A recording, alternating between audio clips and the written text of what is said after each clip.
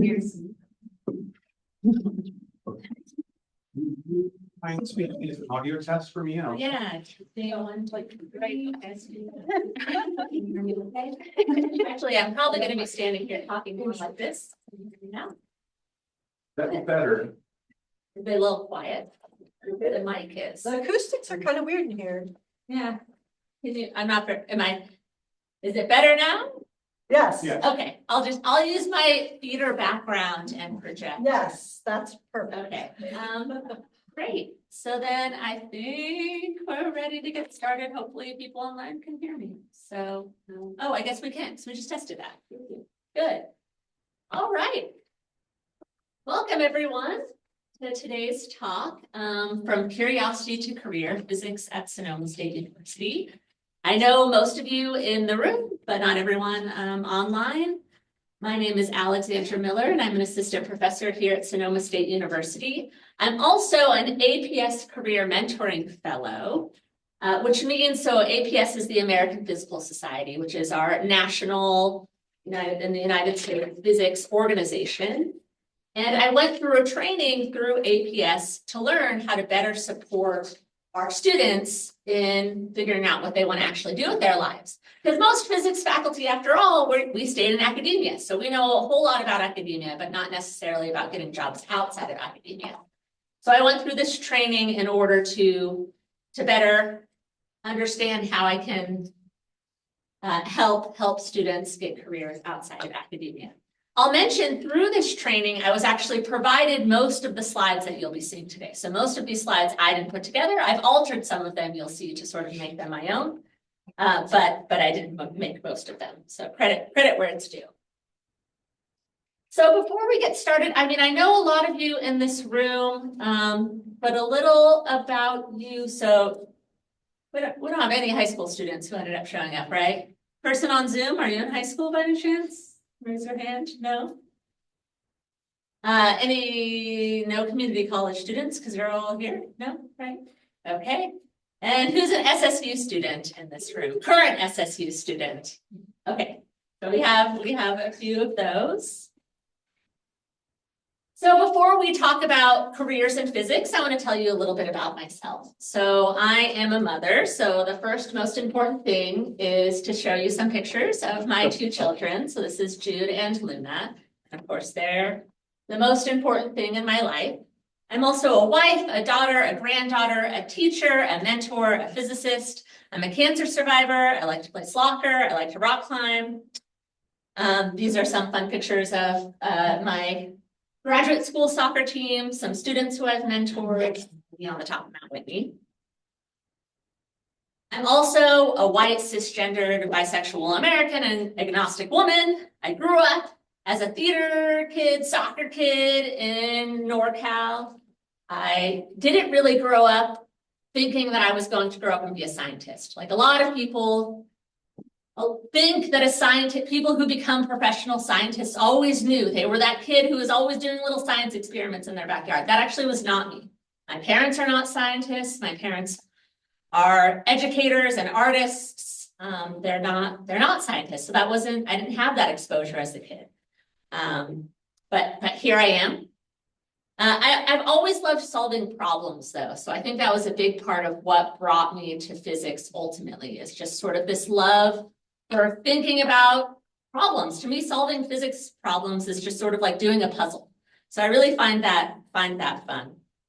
I wanted to tell you this all about myself for a few reasons. I mean, one, I think it's really important in any room to reflect upon our own identities and think about how this causes us to view ourselves and the world around us and how other people view us. But also to help you understand that, right, anyone can grow up and be a physicist. Anyone can grow up and be a scientist. You can be a mother and a scientist, right? These things are not mutually exclusive, at least not today. Maybe 100 years ago, it would have been different, but today you can do it all. So a little bit more about my educational path. So I started out at San Francisco State as actually a psych major, although I never took a psych class. Then I was a theater major. And not until my sophomore year of college did I realize that I missed that solving problems. I had taken honors physics in high school and I really loved it. But I think maybe I didn't view myself as a physicist, as many of us who have imposter syndrome, right? That's sort of my history. I didn't know those words at the time, but I didn't view myself in that way. And then finally, when it took time for me to get like a physical science GE class, I thought, hey, maybe I'll take the physics for physics majors. And then I just loved it and I never turned back. I never stopped wanting to do physics. And at San Francisco State, I majored in physics with minors in theater and philosophy. And so I think when you're in college, you should take advantage of everything and just learn all that you can, because it's really an incredible time to be alive. And it's really a privilege that we get to do this thing where we spend these years of our lives just learning really awesome things. And I think these days that is forgotten a lot. That it's awesome that you get to come. I, as a professor, need to remind myself how awesome it is. I get to like come and teach quantum mechanics, and that is awesome and fun. So anyway, so after earning my bachelor's at San Francisco State, I went to UC Santa Barbara for my PhD in theoretical physics. I then went to Wellesley, where I was a visiting assistant professor for just 1 year before coming to Sonoma State, where this is now my 6th year, I think. 7th year. Oh, thanks for doing the math on that. In terms of research, I've also, my path, again, I think a lot of people think scientists have this very clear path where they start out and they just start doing science and keep doing science, and maybe they dig deeper, but it's very linear. Even within research, once I started doing research, my path has not been so linear. So in undergrad, I did experimental quantum optics. And then when I went to graduate school, I started doing quantum gravity. And to someone who doesn't really know about the subfields in physics, you're like, oh, well, you were doing that quantum stuff, and now you're still doing that quantum stuff. But if you ask Professor Severson right here how similar experimental quantum optics is to theoretical quantum gravity, they're like opposite ends of the spectrum in physics research. So I really totally went from one end of the spectrum to the other.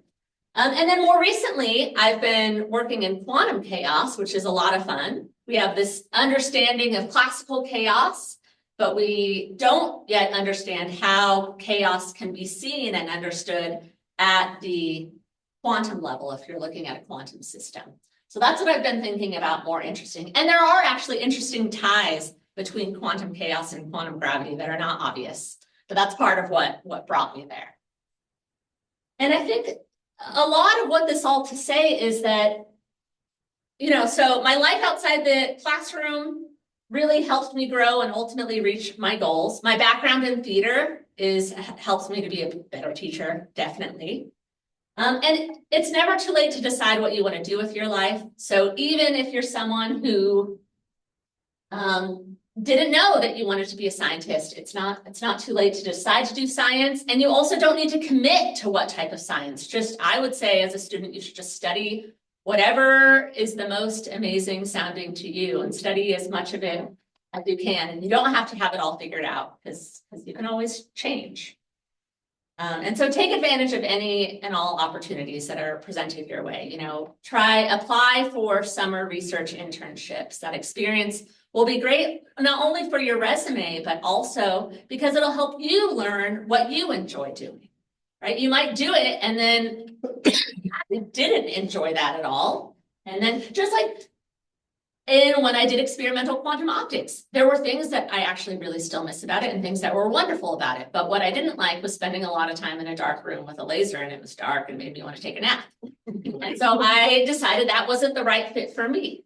Even though sometimes I'm like, oh, it'd be really fun to go back and do that again. But any and all opportunities are going to help you grow and learn. So the goals in this talk, first, I want to talk a little bit about what is physics. And since we don't have any high school students, maybe I'll go through this a little faster. But I think even as an undergraduate physics major, we still don't really students don't always have a full understanding of what all of physics is. So I still will spend a little bit of time on this. And then the biggest focus of this talk is giving you a broad overview of career paths. and with physics degrees. And then if we have time, we'll talk a little bit about resources that you can have for pursuing these careers. So in intro physics classes, I often like to show this XKCD comic, which many of you have probably seen, which is fields arranged by purity. So we have the sociologists on the end and psychologists saying, hey, sociology is just applied psychology. And then we have the biologists and they're saying psychology is just applied biology. And then the chemists saying biology is just applied chemistry. And then the physicists who think they're at the top saying, you know, chemistry is just applied physics. It's nice to be on top. And then on the far end, the joke is the mathematician saying, oh, hey, I didn't see you all over there. And of course, this is just a joke, but there is some truth to it, especially when we look at these different fields of science. So when someone asks me, what is physics? You know, if you're someone who has never taken physics in high school, people don't even know. I was leading a workshop was that just last weekend? When was SK's day? Last weekend? 2 weekends ago? 2 weekends ago. Daniel was there with me. I overheard a student saying, are math and physics the same? Like they didn't, you know, people who have never taken a physics class don't necessarily know. And they're not the same. So physics, to me, I always think of as the most fundamental of the sciences. If you keep asking why, but why is that? But why does that cell behave that way? But why does that chemical reaction occur that way? And you keep asking why and you push further and further. Where you end is physics, right? Physics wants to answer the why at the most fundamental level. And so in some sense, all of these other science fields are sort of applied physics. They're physics applied to larger scale systems, perhaps, but fundamentally, we want to ask why physics is underlying it all. And mathematics is the language that physicists use, is a way that we can think about this. So once you start studying physics, there are different fields of physics. So on the left here, we have classical physics, and this is where you start when you start studying physics. This is if you took high school physics, you probably were studying classical physics. And when you start college physics, this is where you start. Mostly we start with Newton's laws. And can you guys see my mouse? Oh, you can. Okay, good. So over here we have Newton's laws of motion, so F equals ma. And we're studying physical systems like a ball rolling down a hill, a projectile flying through the air, two things colliding. And these are all systems that we can really see and understand, things we can hold in our hands. And that's why Newton in the 1600s was able to write down his laws of motion. If you move on to a second course in physics, this is often in electricity and magnetism. It's a little less tangible. I mean, light is an electromagnetic wave. So in that sense, we see electromagnetic fields, but you don't really see, if we have an electric field, you don't see it, right? This isn't something that we can hold in our hands. But it's still classical, and by classical here, I mean it's not quantum mechanical. So when we study electromagnetism, this is still in the realm of classical physics, and we can also study thermodynamics, right? Temperature and heat transfer, fluid mechanics, classical chaos theory. And this is what you get in your lower division intro to physics. And then generally not till you get to the upper division or the very end of your lower division sequence, do you start to learn about relativity and quantum mechanics. And the way we learn physics is historical, really. We learn things in the order that we learned them historically to some extent. Relativity and quantum physics, we didn't understand until the early 1900s. It's sort of funny because we often call these the modern fields of physics, but you know, they're things that we've known about for 100 years. Last year was dubbed the year of the quantum because we've known about, it was approximately 100 years ago that quantum theory was really established. And we just have 100 years now of evidence for relativity and quantum physics.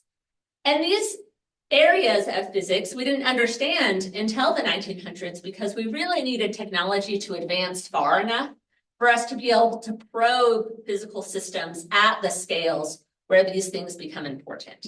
Special relativity is only important, relativity right here, for objects that are moving very fast, so near the speed of light.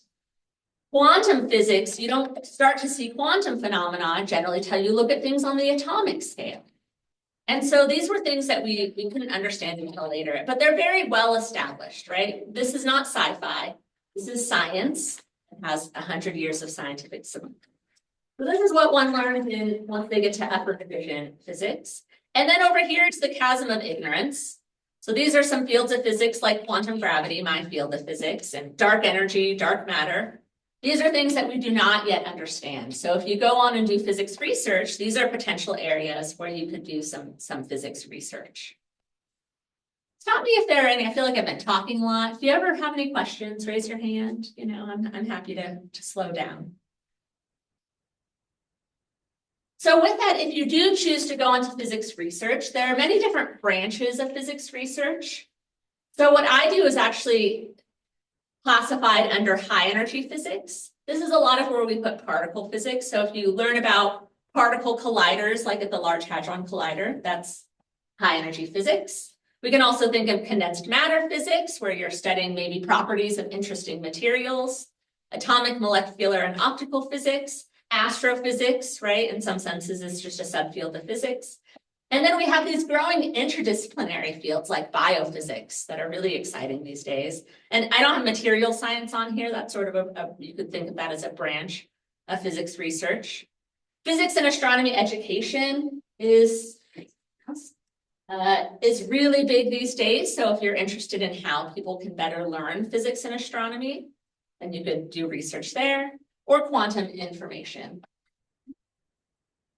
So today's talk, though, isn't really about physics research, because a lot of today's talk, I want to assume that maybe you just get your bachelor's and you want to get a career and you want to go straight into the workforce. To do a lot of this high-level physics research, you might want to go on to grad school. That might be the best path for you. But before we talk about careers, and the careers are related to some of these things. I mean, this slide, I think I've said it enough, and maybe you in this room, all of you in this room already know a lot of this, but really all modern technology has come out of physics. Like I have these examples of things that have come out of physics on this slide, but to some extent, none of our technology would exist if we didn't have an understanding of physics, right? Because that physics answers the fundamental questions. So we can talk about things like wearable technologies or quantum computing. But to be honest, classical computers don't exist without physics, right? We don't need to be talking about quantum computers to start thinking about physics. Renewable energy sources, medical testing equipment. So I mentioned I'm a cancer survivor. So they talk about CT scans. I've had PET scans. That's all about physics. I just had an MRI recently, not because of cancer, but other health reasons. All of these medical scans can only exist with our knowledge of physics. And these are the types of things that if you were interested in medical physics or biophysics, these are some types of things that you could potentially work on. GPS would only work with Einstein's theory of special relativity. Of course, space exploration and imaging, right? We have an expert in imaging right here, Professor Severson, and quantum computing. So these are all things that have come out of physics that you could work on if you study physics.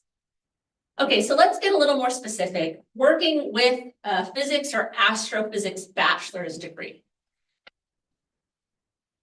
So this first portion of the talk, and this will be a lot of the talk, I want to focus specifically on you just get a bachelor's degree and then you want to go get a job. What kind of jobs can you get with just that bachelor's degree? We'll spend a little bit of time, assuming, I think we should have enough time, looking at what kind of careers, what further doors open if you go to grad school and you do choose to get a master's or a PhD, and what types of career opportunities become accessible with those higher degrees. But for now, what degrees can you get with just the bachelor's?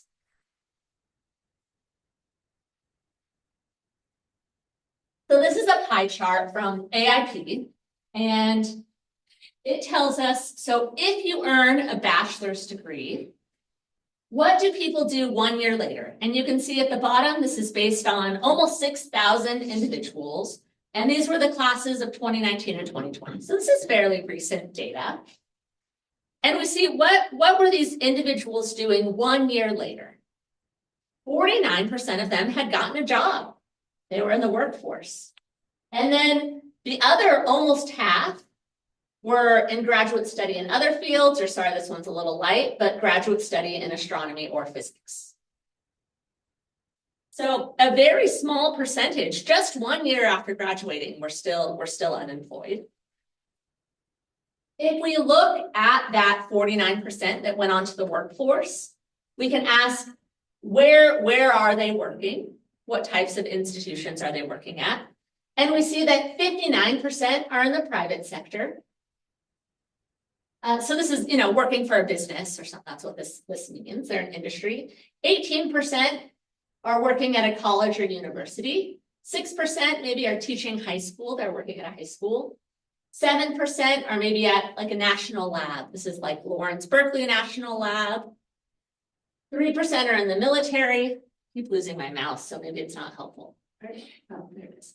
3% are in the military, and then another 7% are working elsewhere. Within the people who are working in the private sector, we could look at a further pie chart. So here, bachelors in the private sector. We can see all of this green is STEM. So only 4% are working specifically with a job title of physics or astronomy. What we're going to see in this talk is a lot of times when you go on with a bachelor's in physics, your job title at the end of the day isn't physicist. But you use those skills you learned in physics and apply them in other areas, such as this biggest area is engineering. So you don't, many physicists go on to get a job where their title is technically engineering. But physicists, so you might think, oh, well, shouldn't I just get a degree in engineering then if I'm going to end up with a job in engineering? Not necessarily. I mean, if you really know you want to do engineering, maybe that's right for you. But physicists think about problems in a different way.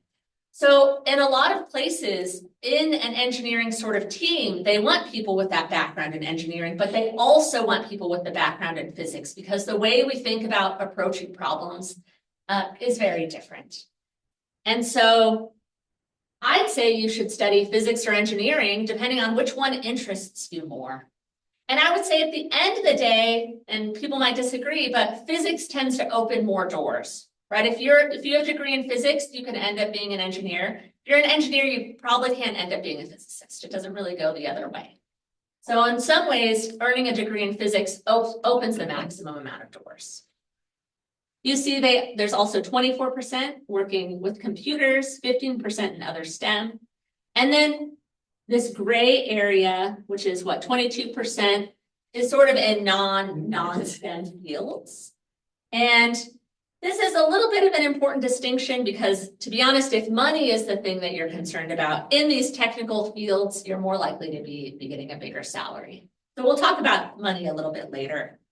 So that's one thing to keep in mind. So what are some specific job titles you can earn? So in education, of course, you could be things like a high school teacher, either physics or more general science.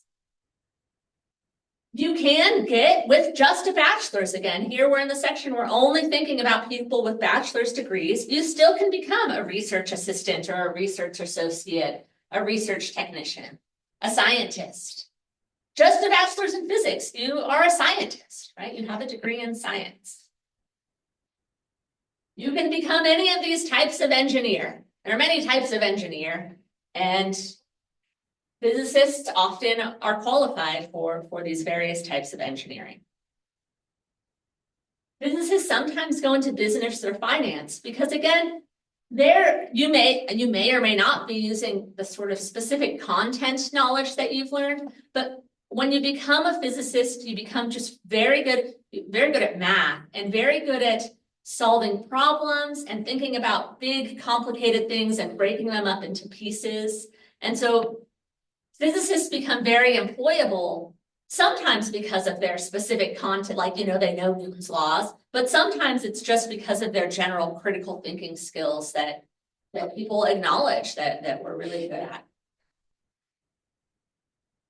You could get a job, computer, hardware, software, so all of these programmer things, that computer type jobs.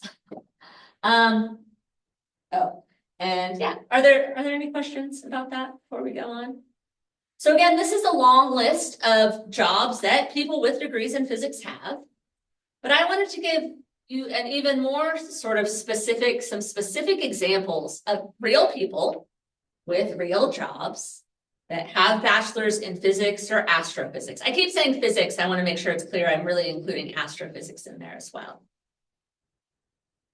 So this one, I have to tell you as a sidebar, this is sort of funny. As I said, most of the slides we've seen so far were provided to me as a part of this training that I went through.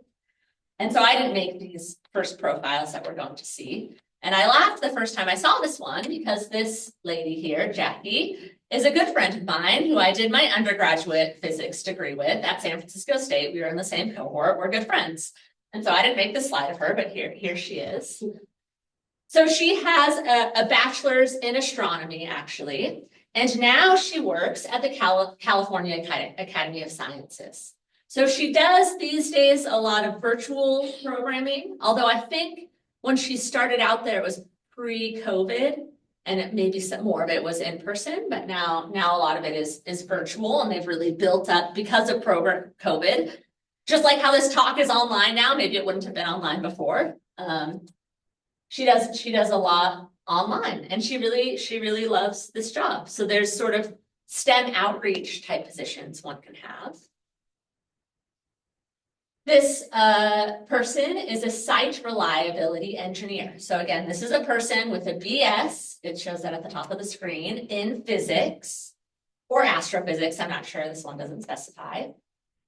And you can see this person switched her major to physics because she wanted a deeper understanding of material science. So she was interested in material science, but I think that what she means by deeper is fundamental. Again, physics is understanding the world at its most fundamental level.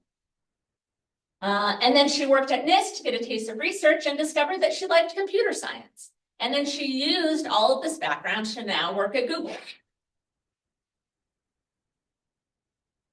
Walker has a BS, again, in physics, and now he's a senior engineer and working with ion trapping and quantum computing. And I would bet in understanding quantum computing, the fact that he has a real physicist understanding of quantum mechanics probably helps a lot. He pursued physics because he wanted a more tangible understanding of his mathematics classes. So that might be something that you're interested in. You really like math, but you really want to understand it in terms of its applications. And he conducted research in a lab, which led him to a quantum computing company called IonQ. And so currently he develops novel devices relying heavily on his physics training. And some advice he has is to be open to careers outside of academia. So again, one thing I think that happens to students, and I'm sure this isn't just in physics, but one thing that happens to college students is they're heavily influenced by their professors, and the professors are in academia. So I think sometimes it ends up feeling like, oh, to be a physicist, that means you go on and you become a physics professor. No, that's not true. Most physicists are not physics professors. It's a very small percentage of physicists are physics professors. So I like that he has this advice. And gain research experience as an undergrad. Get comfortable reading papers. That's all good advice. Maggie is someone who went on to business and technology consulting. And so again, it helped her to think analytically. So this is something that, again, regardless of the content knowledge, you learn to think analytically. And so your skills that you learn as a physics major apply to all sorts of different areas. I want to add her advice is to work on the soft skills, especially how to communicate with different audiences. So for those of you who are physics majors and you want to go on and get a job, and in a physics class, we make you give a talk, like in our capstone class. That's what we're doing, is we're trying to help you learn how to communicate with different audiences. Because no matter what job you do, that's very, very helpful. Thomas is a high school physics teacher. So this is something, if you have any interest in doing this, please do it, because there's such a need for physics high school teachers who actually have degrees in physics. If you had a not so good experience with physics in high school, which is not uncommon, Unfortunately, that's probably linked to the fact that your teacher probably doesn't have a degree in physics. And so they maybe weren't that passionate about it, or maybe didn't even fully understand it as well as they could have. And so if you have any interest in teaching high school, please do that, because there's such a need for high school physics teachers who have degrees in physics. Yeah. Well, I don't know if you know this off the top of your head, but I was wondering if it's like, let's say, for example, I can graduate or I'll graduate with a physics degree. Do you need teaching credentials to be able to be a high school teacher, or are they like so dependent and so like needing of them? Could I just like apply? I think what could, I can answer that. Yeah. Yes, you do. Okay. well, but I think I have a slightly different answer. I think sometimes in an emergency situation, you can apply and then work on a credential while you are teaching. Yes. Okay. So that's, my husband is a special education teacher, and where they have similar demands, and so that's what he did, is he worked on his special ed credential while he was teaching. Also, Professor Severson has Yeah, thoughts. if I may, we have had students who've left.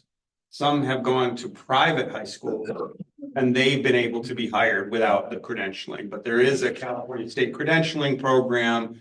And as Dr. Miller said, you can often be hired as an emergency with the idea that you would complete that. If I may add one other thing, which I'd love to hear your interest in it. The statistics are that the job satisfaction of physics high school teachers is extremely high, and that, you know, the popular culture is, oh, they're you know, high school teachers are burnt out or anything, but that belies what the numbers are telling us, that people are really happy with that as a career choice. Something you should know is physics. If you get your BS degree in general physics, in California, there are certain degrees that bypass taking credentialing exams. And the one I'm talking about specifically is CSAT. So when you get your degree in that area, you're considered a subject matter expert. You just go right into the credentialing program. And whereas most other types of teachers, my wife is an English teacher, she had to take CBEST.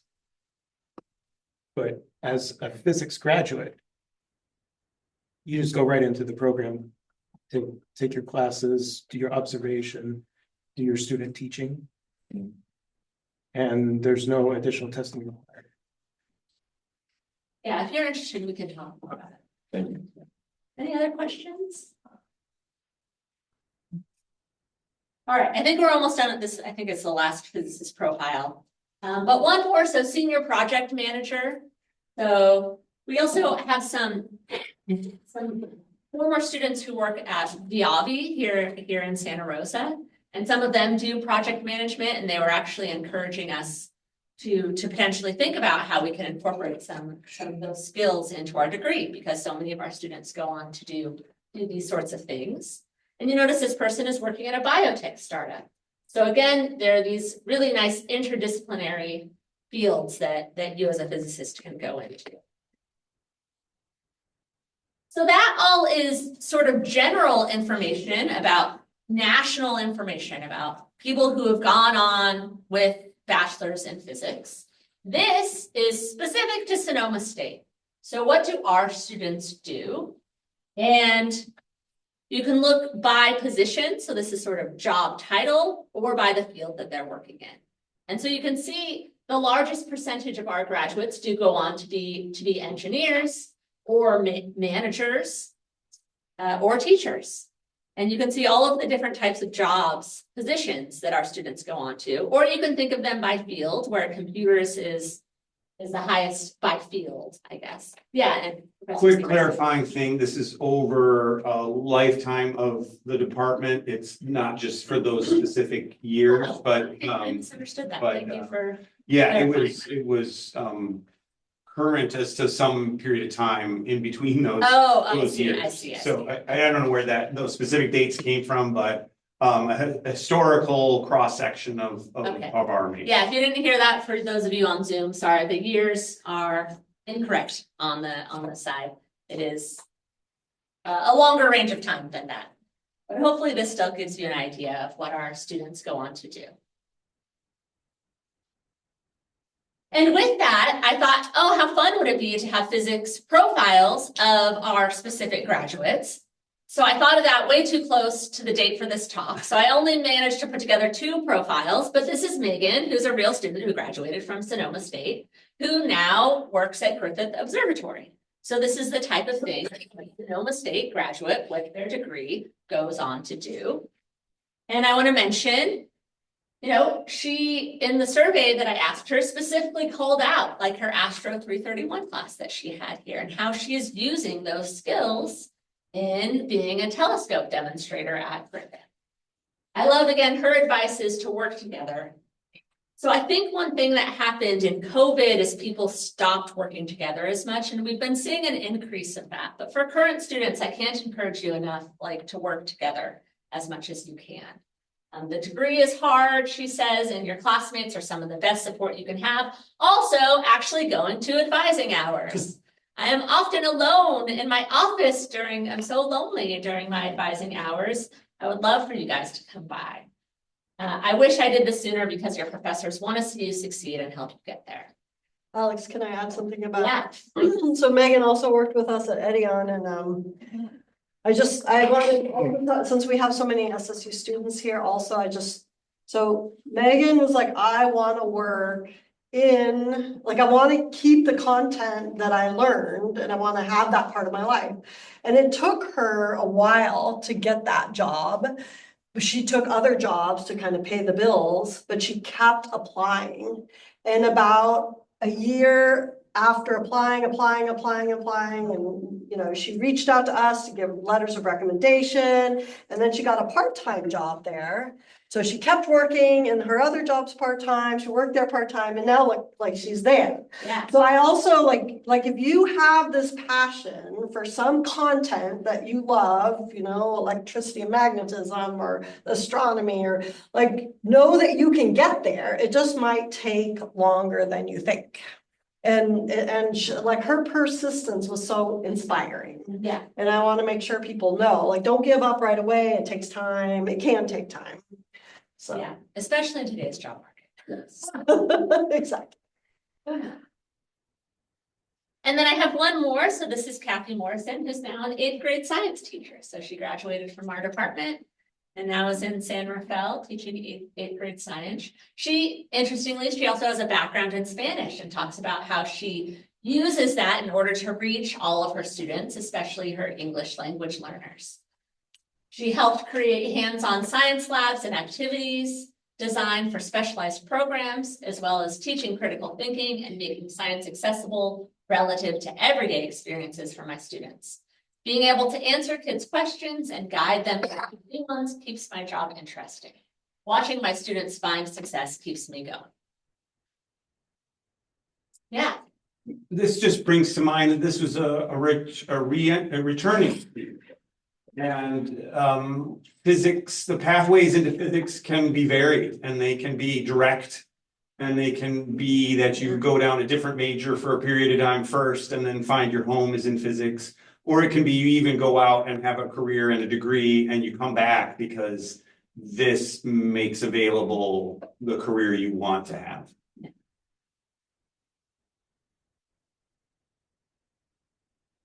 All right, so those are some things that you can do with just your bachelor's degree. But what if you do want to take that additional step and maybe go on to get a master's degree? What sort of changes about the careers that are accessible to you? So again, 57% of students 1 year after getting their master's degree end up with a job in the private sector. Some end up, so if you wanted to teach at a 2-year community college, you need a master's degree. And we do have some lecturers here who teach with a master's degree. You can't become a full professor with only a master's degree, but you can teach as a lecturer. So with that master's, if that's your goal, a master's is enough. 8% at national labs, 8% at high school, and 7% in the military. So the majority of master's holders, again, end up in the private sector. And 20% find jobs at colleges or universities. So we'll just look at a couple profiles to sort of see how these job titles change.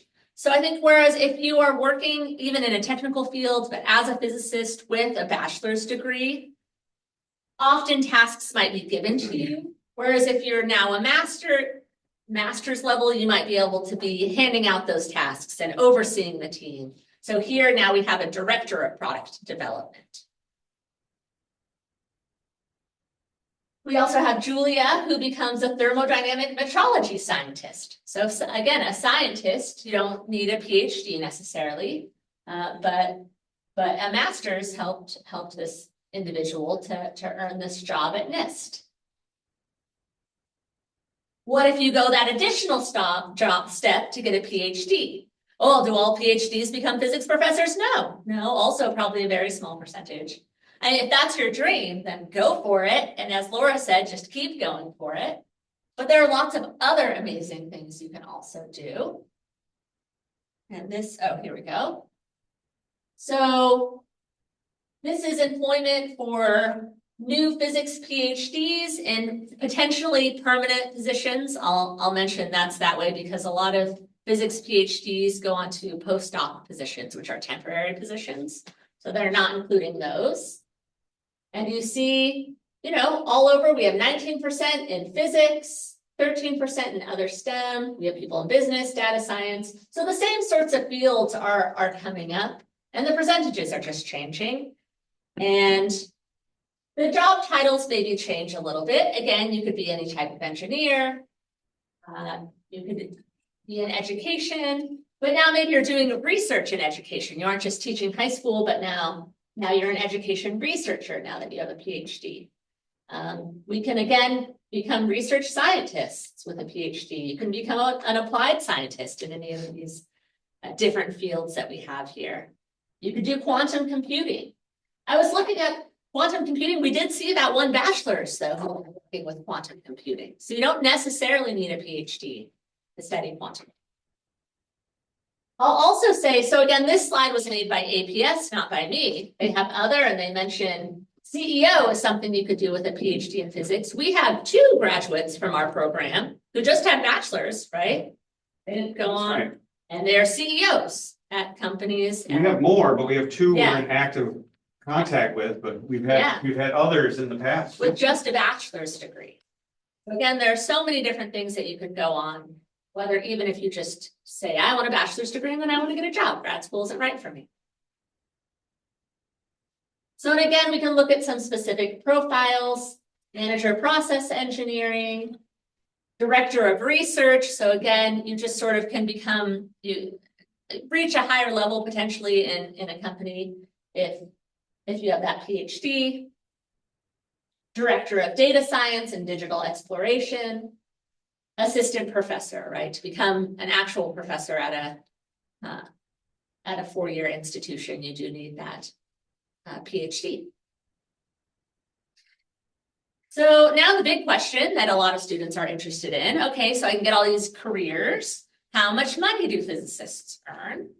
And this is data that I'll say I pulled just this morning from the US Bureau of Labor and Statistics. It's very recent data. I think it's 2024. And I liked getting the information here because I was able to look at California specifically. Because we know that wages in California tend to be higher than the national average. And so this top one is showing the hourly wage for physicists is $90.25 per hour. And that is $187,720 salary per year. So I'll say this is the average, and this is for what they called physicists. This isn't broken down by if you just have a bachelor's or a PhD or a master's, right? This is for all people who have work as a physicist. This is how much money they can make in California. And then if you look at the national information down below, it's still pretty good. It's lower because again, as we know, people tend to make more money in California, more expensive to live here. But even the national numbers are pretty good. And we can see how good they are by comparing to all jobs. So this is on the US Bureau of Labor Statistics website. For all jobs, the mean wage is only $38 an hour. And your annual salary is $79,000 an hour. So it's more than twice as much. if you are a physicist, which maybe isn't surprising because all jobs includes everyone, whether you have a bachelor's degree or whether you don't even have a high school degree, you know, it's everyone. So then I wanted to look a little further and compare physics, because again, I wasn't quite sure how they defined physicist. So if you're someone with a degree in physics, but now your title is an engineer, what does that mean? And so then I wanted to pull the data for other occupations. So I wanted to pull the other occupations that you might go into: physicist, engineer, computer, software, you know, what different chemist. I thought I might compare with other STEM fields. And actually something very surprising happened. And I promise you, I did not cherry pick this data. This is truly just what I found. So this is the average, the mean amount of money for different jobs. This is the national data. And you see this biggest bar at the bottom is the physicists. More than software developers, more than any type of engineer, more than data scientists. Everyone's making everywhere on this page, you know, most of the things on this chart are technical fields. So everyone's making a good living here. But I will admit, I was surprised physicists had the most money. But you can see, you can get a degree in physics and you can become an engineer and you're all still making pretty good money. So I thought that was cool. And the same thing happened if I looked at California specific data. You'll notice the chart looks different because the way they categorized jobs was a little different for California, but I tried to get sort of the same categories. But you'll notice again, physicists earn the most money. So this was a surprise. I did not think that this is what was going to happen. I'll mention, you know, there are things to keep in mind, like there's the bar that says healthcare practitioners. So I think doctors are in there, but it includes doctors and all sorts of other healthcare providers. I'm sure if I looked at just doctors, they probably make more money than physicists. But if you include all healthcare practitioners, then we make more than them. So that was actually admittedly surprising to me. Pretty cool. So at the end of the day, there are lots of jobs out there for physicists in all sorts of different fields, and they just often don't have physicist in the title. I think this is why people don't know what kind of jobs they can get as a physicist, because unlike engineer, where they're called an engineer, like that, we just need a rebranding. Can they just like on that job posting now call it physical engineer? I don't know, physicist, just call it a physicist. Anyways, they don't do that. So a lot of people with degrees in physics end up with these different titles, but they're accessible to you.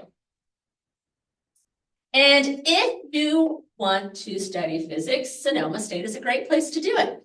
We now have just one Bachelor of Science that we offer. We did used to offer a BA also. Now we do just have one BS technically, but then we have these 3 wonderful concentrations depending on your specific interest. So you can, if you just want to understand the fundamental laws of nature and you want to learn all you can about physics, you could just get the BS in physics. If you're interested in astronomy and space, then maybe you want the astrophysics concentration. Or if you know from the get-go you're interested in biophysics or material science or one of these, or science policy or science education, one of these interdisciplinary fields, then this is a brand new concentration in interdisciplinary physics. I keep losing my mouse. Interdisciplinary physics right here, where you're given some flexibility to fill in some elective courses that you can choose with an advisor to help you reach those specific career goals that you might have. Or just maybe you don't have a career goal, but it's just what you're interested in. And so we can help you to do that. And our degrees, historically, we've done well at getting students into graduate school. We have a lot of students who have gone on to teach STEM or to go on to other science and technology careers. And that's it. Thank you. I'll stop there. Well, I don't know. Do you guys want to learn a little bit more about what you can start doing right now to work on a career in physics? Maybe some of you do. Yeah. Okay, I will keep talking. I forgot I have a whole nother section that we'll get through as much as we can. So say you're a physics major right now, or you aren't, and then you just change your mind and now you are a physics major. That's my dream. No, my dream is you do whatever makes you most happy. Which is physics. No. So what can you start doing right now if you're a student and you want to get a job and you don't know what to do? So one place to start is to perform a detailed self-assessment, right? What do you want in your job? Really, it's to make you happy. Maybe it is to earn a certain amount of money, to live in a certain location. So start to do some self-assessment. Think, what are you good at doing? What do you enjoy doing? Do you want to work in a lab? Like me, like I didn't enjoy working in a dark lab all the time. And I really enjoyed doing math. So I was more drawn to theoretical physics. And reflect on your working style, right? Do you like to work as a team? I will say, if I had just gone on to just be a theoretical physics research scientist, not a professor, I don't think I would be very happy because I'd spend a lot of time alone in my office doing research, but I'm a people person. So to me, being a professor where I also get to work with students, that was very important to me. So it's good to think about those sorts of things, not just the content. And maybe it's a good idea to start a career notebook, which could be a physical notebook or a Google Doc, whatever you want, where you write down any insights that you might have over time, coming to a talk like this one, going to a career fair, writing down contacts of people that you might meet. Think about when you're happiest, right? That's the type of thing you want to take into consideration when you're getting a job and when you're the least happy. Although, I gotta be honest, probably every job has some parts of it that are gonna make you the least happy. but we want more of the happiness, right? What's important to you? Think about work-life balance and money and location. So these are all things you could jot down to help you get started. Do you want a flexible schedule? Do you want control over the research that you're doing? Again, with a bachelor's, you can get a pretty cool technical job, but maybe with a master's, you might have more control over what you're working on, and even more so at the PhD level. Clicking. Oh, okay. Make a list of your skills that you have. You have a lot more skills than you realize, because these are technical and non-technical. These are things that you learned in your classes and outside of your classes. If you take Physics 366 with Professor Shi, then you have worked with a scanning electron microscope, and that is a pretty cool skill that you can write down. And if you want help, if you wanted some deeper mentoring, I'm really happy to meet you where I have lists of like potential skills that you might not think of. So I'm happy to come up with those ideas for you.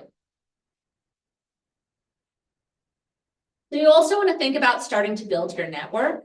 So LinkedIn, inside academia, we don't use LinkedIn a whole lot, but I think outside of academia, they do use LinkedIn still a lot.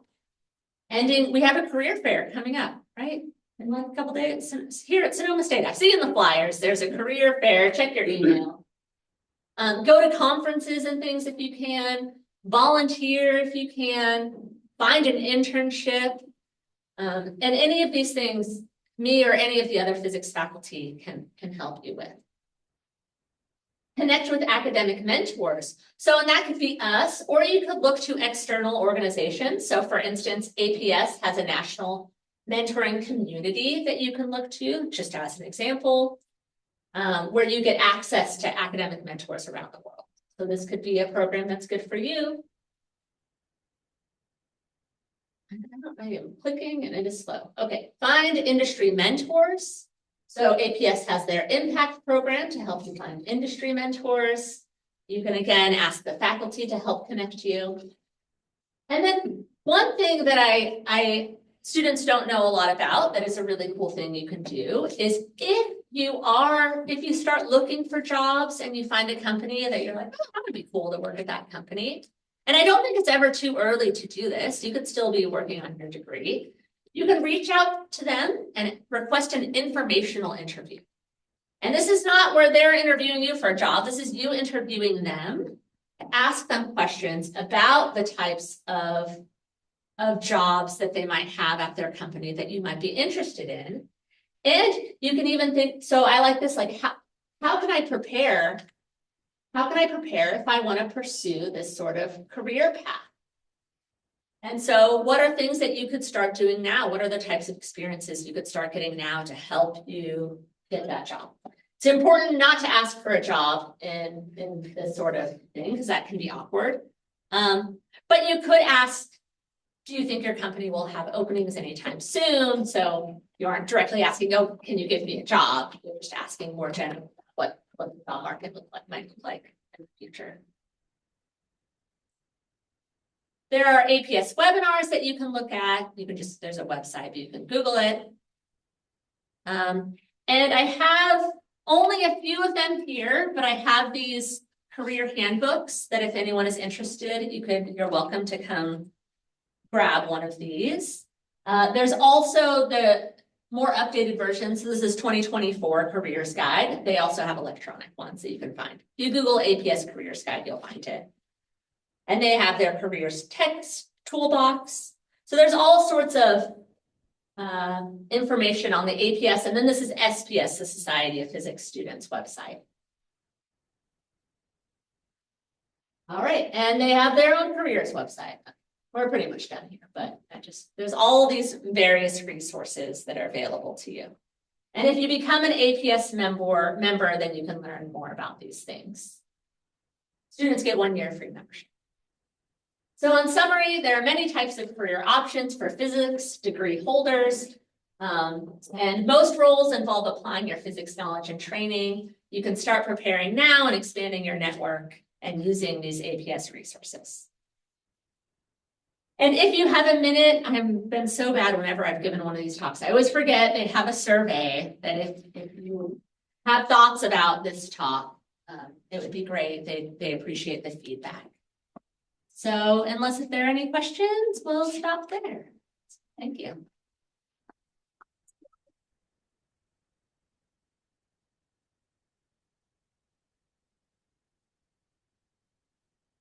I haven't seen a question in the chat, but I'll monitor, and if one flags up, I'll relay it to you, but then so you'll see my hands get raised. Probably look locally first. It's okay, but you guys did a good job asking questions during the talk. So, and you can always, as I said, just come see me in office hours, go to any of the other faculty who you might be familiar with, probably talk to Laura. I'm sure she would help you out and help you get wherever you want to go and brings you the most joy in life. All right, well, thank you all. And I'm going to stop recording.